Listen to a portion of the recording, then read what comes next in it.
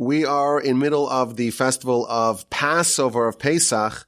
And as I mentioned last week, this week, there is no Parsha because on Shabbos, where we typically would read from the Torah, the next Parsha in the book of Leviticus, because it is also Pesach, therefore we read a reading that relates to Pesach, and the next week's Parsha is going to be delayed for another week. And therefore this week, there is no Parsha. Incidentally, in the land of Israel, where they only have one day of the festival, therefore the final day of Pesach is Friday, and therefore Shabbos is already not Pesach anymore in Israel. So we're going to have, for the next upcoming couple of months, it's going to be an unusual situation where our friends, our brethren in the land of Israel are going to be 1 week ahead of us in the schedule. They're going to continue.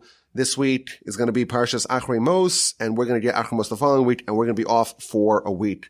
But I was thinking, we typically like to do a new Parsha podcast every week. There is no Parsha. I could have said we're not doing a Parsha podcast this week, but I figured I would share with you some idea that maybe you'll find to be valuable and interesting.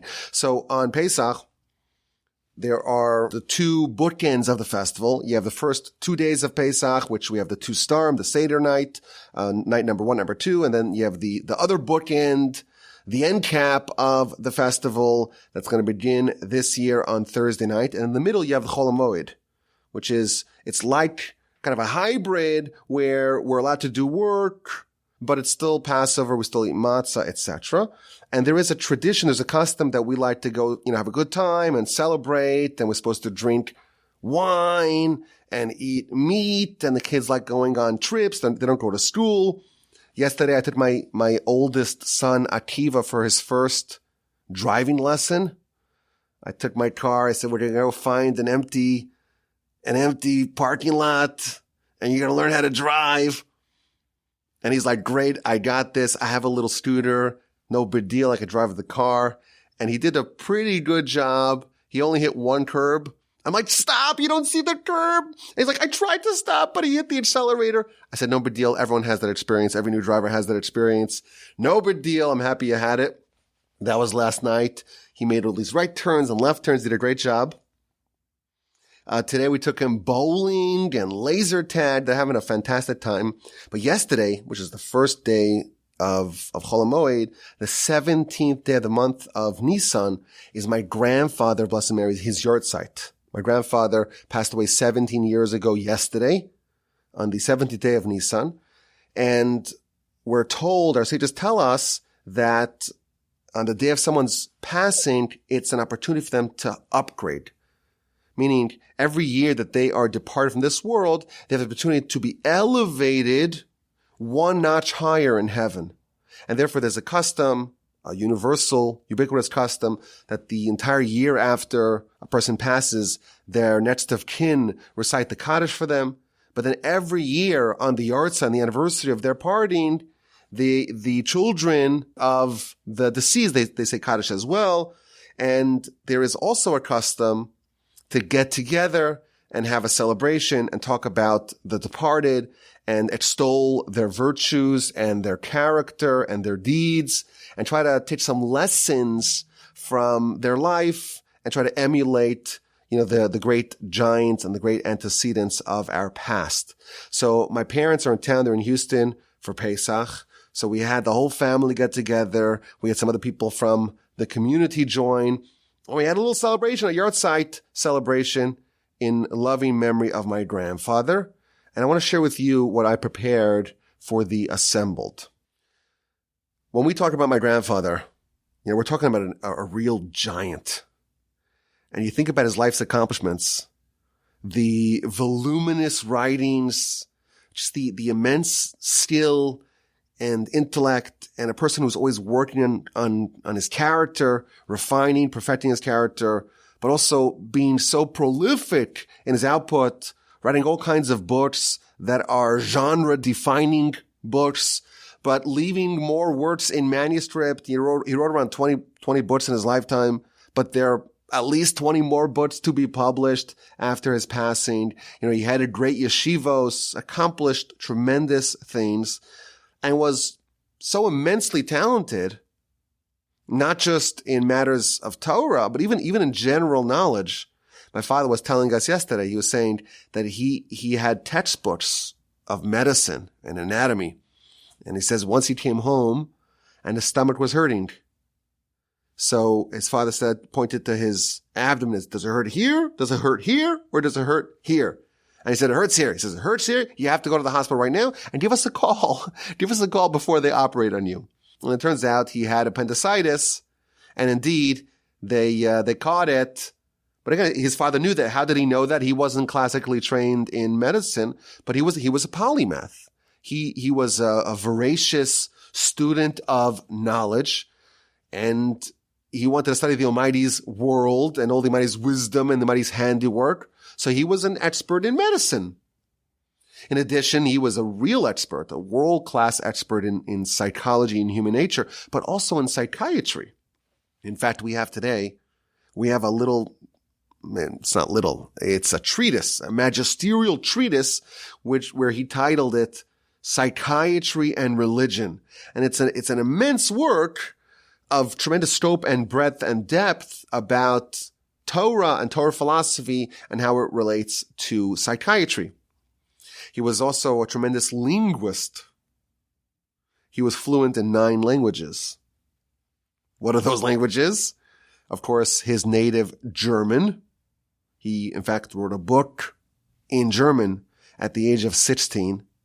But of course, he spoke Yiddish, which is like a sister language to German.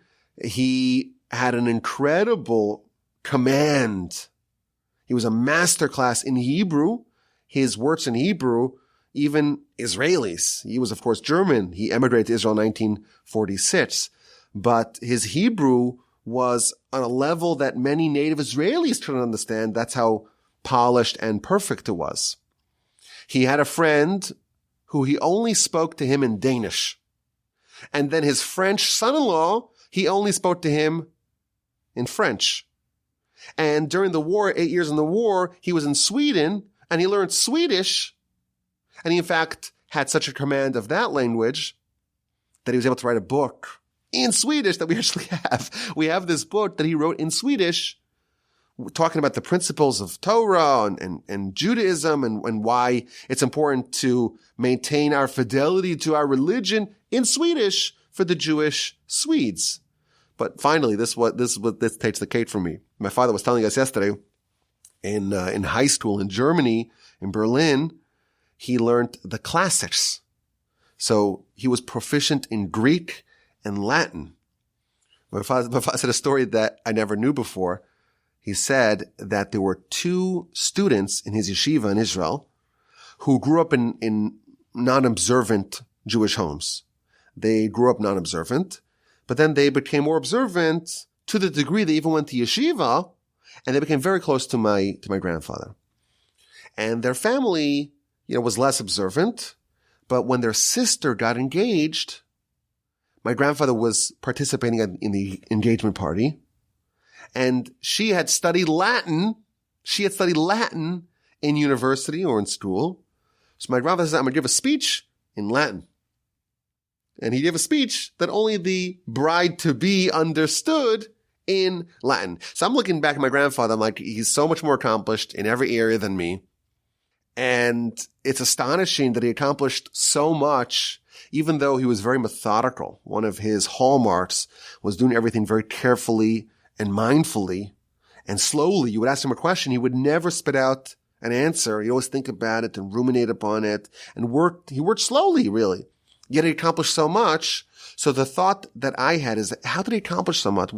How did he accomplish so much? What was his philosophy on tackling the opportunities and the challenges of life? And I want to suggest maybe a theme that I found in many places in his writing, but also a theme that he exhibited in his work and in his life. And even though, his accomplishments and his talent, I think exceeds the average person by a lot, he was a real genius. He was a genius who deployed all of his energy to accomplish great things, but the format of how he viewed the opportunities in life and the initiatives that we can take in life, his philosophy, I think we could perhaps emulate and adopt it. It could be very helpful for us in our lives. So So I saw an amazing letter that he wrote. This is for someone who was becoming a mashgiach in a high school. Now, what does a mashgiach mean? In the modern yeshiva world, the yeshiva is headed by, it's almost like headed by there's two co-CEOs of the yeshiva. There's the Rosh Yeshiva, who's really like the boss in charge of everything. He gives the Talmud lectures. And then you have the mashgiach, who's like the dean, as it's called. He's more like the spiritual guide for the students. That was the innovation of the Musar movement, where there's not just someone who's there to teach the Talmud and the advanced analytical approach towards Talmud. There's also someone who's there to develop the character of the students and to give them kind of a Musar, ethics, refining character, guiding them to develop themselves into true Torah scholars. So my grandfather was in all the yeshivas that he founded and ran. He was the mashgiach, and he was the spiritual dean. And there was a letter that I found where a young, budding mashgiach, spiritual dean, was writing to him with his questions and with his dilemmas. So the first part of this letter, I found it to be very interesting. He's explaining what is the primary role of someone who's there in a yeshiva in a capacity as a mashgiach. The foundation of it all is that the children, the students, should have supervision. And then he added, the problems that face the yeshiva world today, they're much stronger lately than they were in the past because there's been an infiltration of the atmosphere, of the spirit of the general world at large that has infiltrated into our world. And therefore, it's much harder to insulate and to protect these young yeshiva students because those influences are infiltrating. And therefore, it's much more difficult, the job you have to do right now, which I found to be very interesting. That's the foundation. You're there to prevent bad, harmful, deleterious influences to corrupt the atmosphere of the yeshiva and of the students. But then he says, he's addressing the person who's writing the letter. He's like, you feel you're not worthy for this task. You know what I want to tell you? I'm also not worthy for my task. At the time he's writing this, he's renowned as one of the great rabbis in the land. And he's been heading yeshiva for decades.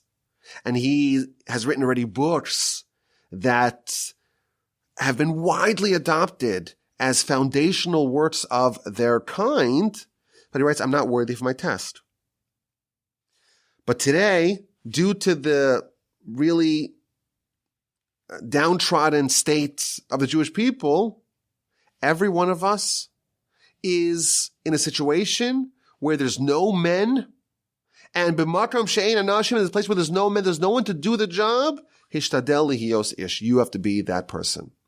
When there is a degradation of the society, and there's just no one who is up to the task of leading the nation or of leading the yeshiva, you have to step up to the plate. This is based upon a Mishnah in Perkei Avos. The Mishnah tells us, if there's no men, if there's no one there, no one to take responsibility, if there's no leaders to step forward, you have to step up to the plate and you have to be the one to do it. So this is an idea that he's saying that he didn't feel that he was qualified for his position, but he was almost forced into it due to the fact that there's really no one else to do the job.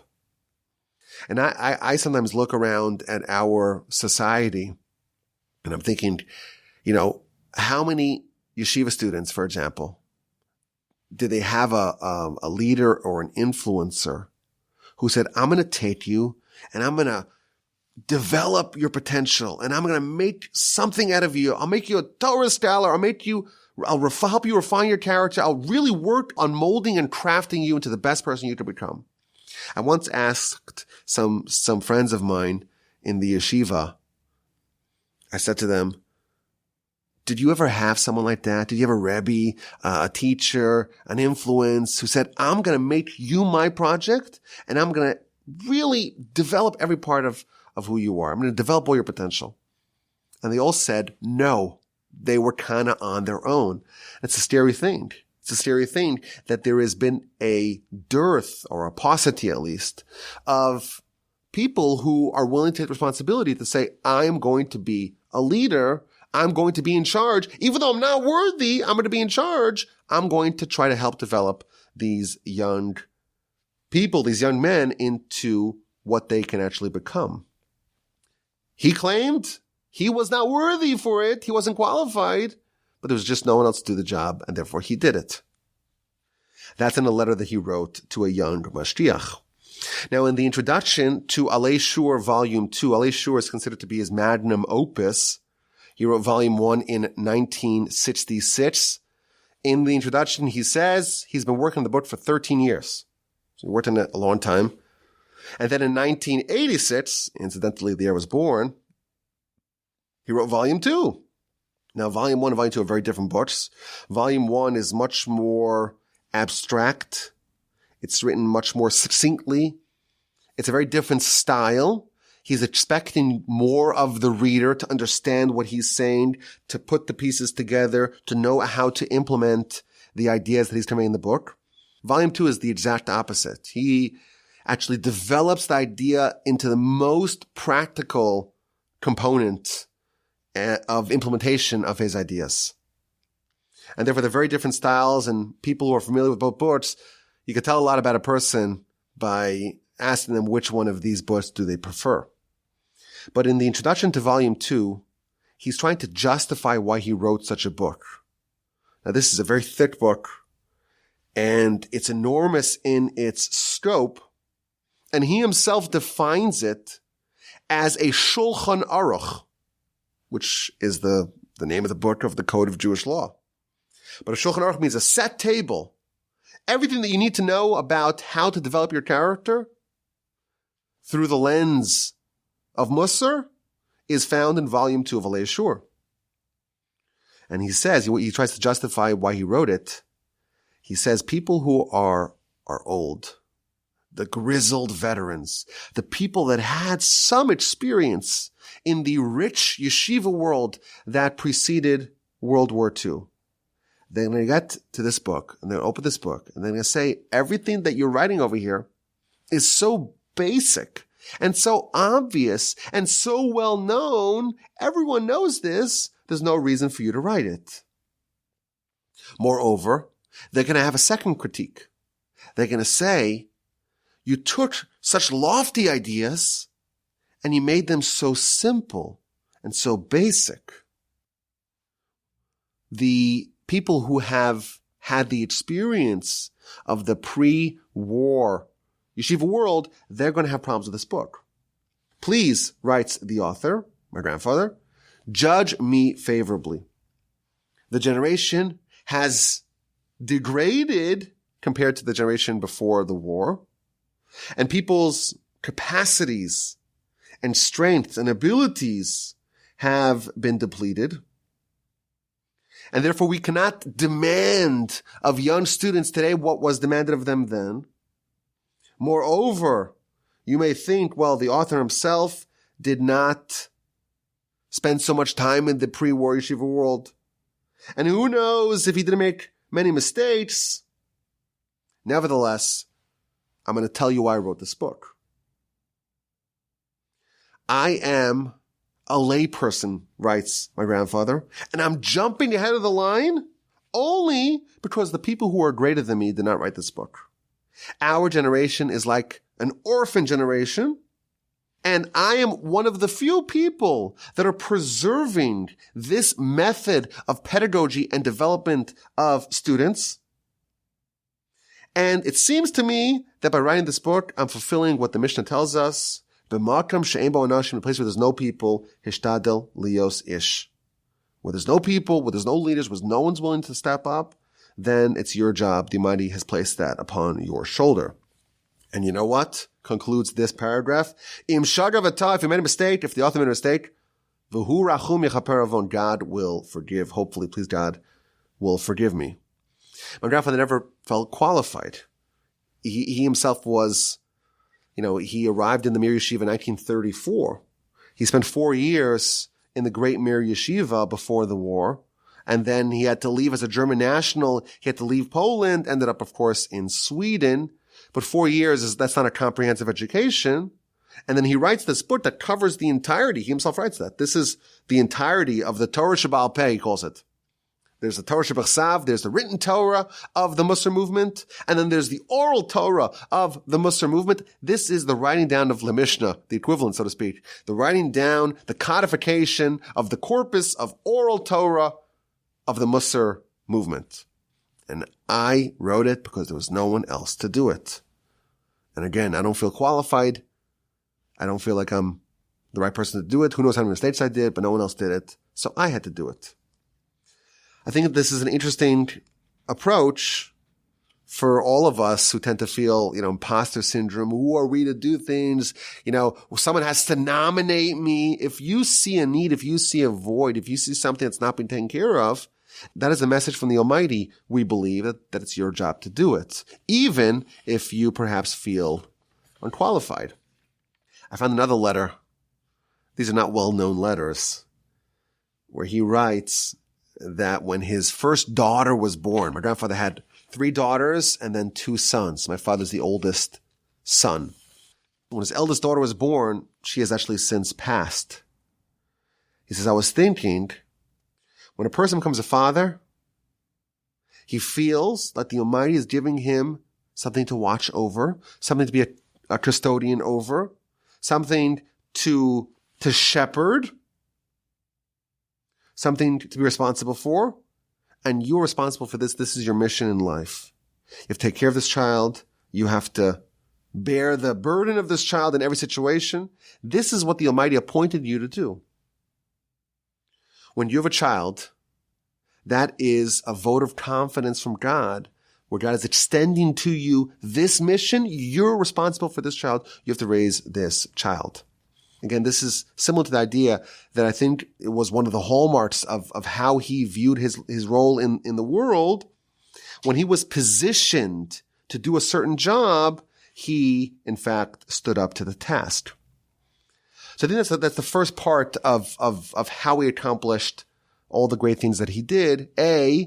He had this deep understanding that when the Almighty puts you in a place, in a position, when Almighty positions you to do great things or to undertake great initiatives, that is a vote of confidence from God. You can do it. But secondarily, he also worked really, really hard. I don't know anyone who worked as hard as he did. He was always immersed in thought. Always. He was once by I think it was a bar mitzvah. And whenever he would go to a bar mitzvah, because he was considered to be a very important rabbi, they would tell him to go to the front and to have a seat by the dais. So he was once there, and he was talking to someone else who was like a famous rabbi. And the rabbi confided in him. He says, I don't know what I'm going to do. They just told me that they want me to speak, to give a speech in honor of the bar mitzvah, but I didn't prepare a speech before I came here. So my grandfather was really puzzled by that. He says, I understand. All you need to do is to say out loud what you're thinking in your mind. He always had a speech brewing because his mind was constantly active. He was always thinking, always immersed in some suryam, in some matter, in some idea. And therefore he always had a speech because he's always working through something. And if you're called to speak, that's what you say. Incidentally, this is my favorite story of my grandfather. There was one time in the yeshiva where he didn't have a speech prepared. I've said the story before, but I have to say it again because it's my favorite story. And it relates to this idea I'm trying to convey here. Every week, the Rosh Yeshiva in a yeshiva has a responsibility. He has to give the Shir Klali, which means the general lecture, the general discourse. And that's based upon the Talmud that they're studying in that week. He's responsible to give the lecture. And then the Mashgiach, the spiritual dean, he has to give the Musar Shmuz, he has to give the Musar lecture every week. This every week for years and decades, my grandfather would give a brand new lecture, a brand new discourse, and we have thousands upon thousands of them because he wrote them all down with German punctiliousness, wrote them down exactly, perfectly. We have notebooks, handwritten notebooks where he wrote hundreds of pages all by hand. Never once is there a word crossed out. Everything was so organized in his mind that he never had to cross things out. He just wrote it out and it was all perfect. So he did this thousands of times. But there was one week that no matter how hard he tried to prepare a lecture, he had nothing to say. And the clock is ticking because at 7 o'clock he has to go to the yeshiva and everyone's going to be sitting down waiting for his lecture and he has nothing to say. And 7 o'clock is around the corner. He has nothing to say. He doesn't know what to do. So he puts on his rabbinic hat and rabbinic frock coat and he walks to the yeshiva. He's in the hands of the Almighty now. And he gets to the yeshiva and something happens that never happened before and never happened afterwards. It's an unbelievable story. Never happened before, it never happened afterwards. The Rosh Yeshiva, his partner in leading the yeshiva, comes over to him and says, I have a very unusual request. My father-in-law's in town, and he really wants to speak to the yeshiva. Would it be okay if he takes over your pulpit, if he speaks in your stead? All of your talents is what the Almighty gives you to accomplish what he wants you to accomplish. And every once in a while, he'll just close those shutters and you don't know why. And it's to teach you a lesson that when the shutters are opened, when the well springs are flowing, that is not your handiwork. Of course, you have to put in your hard work, but that comes from God. Never happened before, never happened again. The only time he's completely tongue-tied, the man says, okay, I tied your tongue because today you don't need to speak, but next week when your tongue is untied, you should know where it comes from. Everything in life, the career path, the life steps that we take comes from the Almighty. Hamechin mitzadei gaver, we say in the morning blessings, we thank God who prepares the steps, the footfalls of man. The Almighty positions us to do what we need to do. But that does not absolve us of doing work. My grandfather was always immersed in work. I saw in one of his letters, the letter was dated the 13th day of the month of Av. So it's 4 days after Tisha B'Av. And typically when Tisha B'Av ends, that's when you have a 3-week vacation between the semesters in the yeshiva, the Bein Hazmanim. And he's writing a letter. He used to get tons of letters from yeshiva students and from rabbis all across the country, all across the world. And we, in fact, have published 2 volumes of his letters. But one of them, it says it's addressed to this person, 13th day of the month of Av. And he writes, he says, I know you sent me a letter 7 months ago. I'm telling you, there hasn't been a single day where I wasn't completely packed with work that I was able to write a response to you. So please forgive me for my tardy response because I've been so immersed with all the work I need to do. This is the first day in 7 months that I have time to sit down and respond to your letter. He told my brother, my oldest brother, Eli, who also founded a yeshiva, he said to him, they were very close. When my grandfather passed away, I was 18. But my older brother is, 10 years older than me. So he was very close to my grandfather. And he always told me, he says, when you want to go into the rabbinate, become a Rosh Yeshiva. It's way easier than becoming a Mashgiach. Why? Because the yeshiva cycle, it's a 5-year cycle where they go through like around 10 or 15 different books of Talmud. And the Rosh Yeshiva has to give a lecture every week on that particular part of Talmud. But once you do 5 years of preparing those lectures, every 5th year, you could just go back to your notes from 5 years ago. But if you're a mashgiach and every week you have to give a Musar lecture, you can't just take old stuff and recycle it. It's much easier to be Rosh Yeshiva. Just do that, to choose that career path. Don't make the same mistake I made. Now, the ironic part about this is that my brother, when he opened up a yeshiva, he took the position of the mashgiach, not the Rosh Yeshiva position. But again, for more than 50 years, every single week, a brand new lecture. His lectures weren't just a quick idea. They were developed ideas that he worked on for years sometimes. He would say that sometimes it took him 10 years to develop a lecture. One lecture. And of course, it doesn't mean that's the only thing you're working on, but it means that these ideas germinate within you and they develop and they percolate within you until you actually develop an idea and it's real. It's not just, you're not, parroting over some thought. You have filtered the idea within you. It's changed you. And now you want to show others how this idea can change them as well. So he worked really hard, but nevertheless, he never forgot that it all came from the Almighty. The Almighty positioned him to do what he was set out to do, and all of his success came from the Almighty. When he started his yeshiva, so he started yeshiva in 1948. Now, today, Israel is a first world country. Israel has like a higher GDP per capita than like England and France. It's a very rich country. 1948, it was a third world country. And they had shortages of everything. They didn't have their industries. They were under constant threat of destruction from their Arab neighbors. And there wasn't food in the yeshiva. They didn't have food. They didn't have money. They didn't have nothing. So things were so dire that there was actual starvation. This is after the war. Actual starvation in the yeshiva. And my grandfather says, how can I open it? How can I have such a yeshiva? How could I do that? So there's one story that I've told in the past. He went to the Chazon Ish. Chazon Ish told him to start the yeshiva. Chazon Ish was the greatest rabbi of the generation. My grandfather was only 36 when he started his yeshiva. He's young.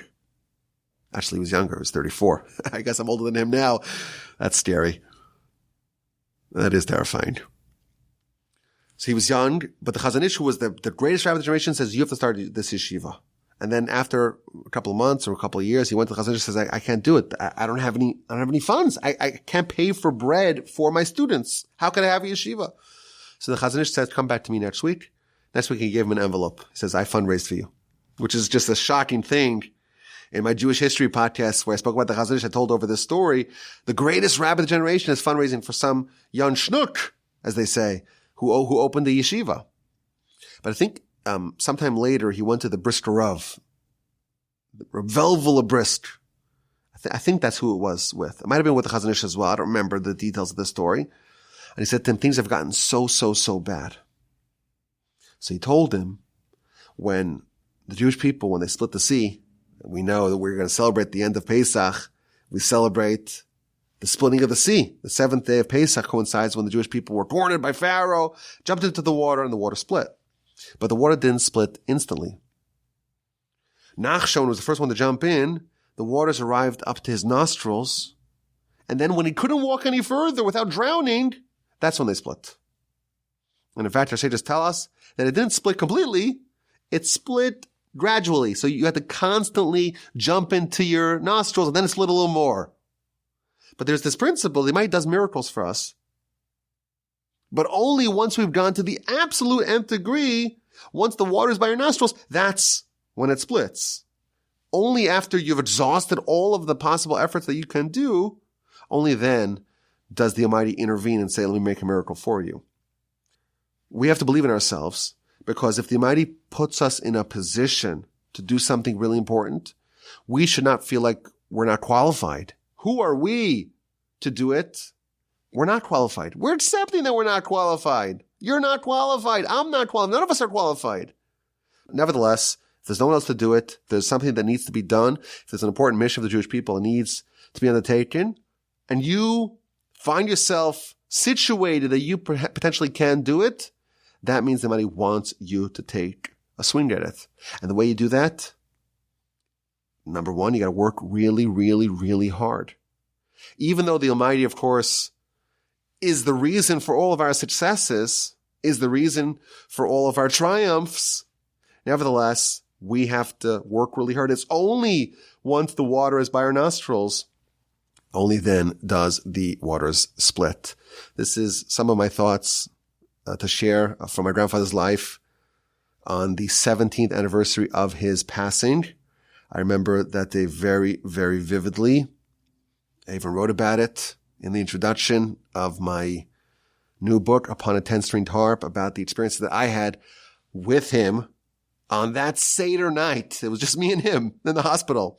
Somehow I ended up there. It was just me and him for the Seder night. And he gave me maybe it was the last blessing that he gave in his lifetime. He gave it to me at 3 a.m. It was a very difficult time. This is Israeli hospitals. There's 3 patients in one room, and his hearing aid was making noise, and the guy next door was going crazy. And it was really difficult because every position, he was in pain in all the positions. And at 3 a.m., I sat down on the floor and I said, Saba, which means grandfather, Grandpa, give me a bracha, give me a blessing. And he gave me a wonderful blessing, which I chronicled in the introduction to my new book. It's been 17 years. Just an incredible person, a wonderful inspiration. His books, I encourage anyone who reads Hebrew to read them voraciously like I do. But just someone who lived such a life, grew up in Germany. His family his mother was very observant, very righteous, but his father was not. And he found his way somehow to Poland, of all places, the backwaters of Poland, to the Great Mir Yeshiva. And someone, with these kinds of, inauspicious, inglorious beginnings became one of the great rabbis of the 20th century. I don't think that's a stretch to say. Of course, I'm biased. I would say he's the greatest rabbi of the 20th century. Of course, I would say that. But someone who legitimately was considered by the other great Torah sages as one of their peers, one of the great Torah sages of his time. When he passed away in 2005, there were 100,000 people that came to his funeral on Pesach. And his books are found in every Jewish library. And his students are found in many of the great yeshivos until today. Someone who had tremendous accomplishments, but notwithstanding the fact that, his accomplishments, when we try to compare our small, pitiful accomplishments, we're nothing. But this idea where you don't have to feel like you are qualified. You're not qualified. They might have positioned you to do it. You got to work really hard, and only after you work really hard, only then will you hit pay dirt. I think that format he exhibited in his life, and that's some lesson that we can take away. It's a day later. It's been a day since his 17th Yahrzeit. But my hope is that this idea you find helpful, useful, inspiring, informative. And my hope in the merit of this, may his soul be elevated, Rabbi Shlomo ben Moshe, and may we all take a page out of his book, maybe even quite literally by reading some of it, and may we be inspired by this great personality. As always, my address is rabbiwolbe@gmail.com.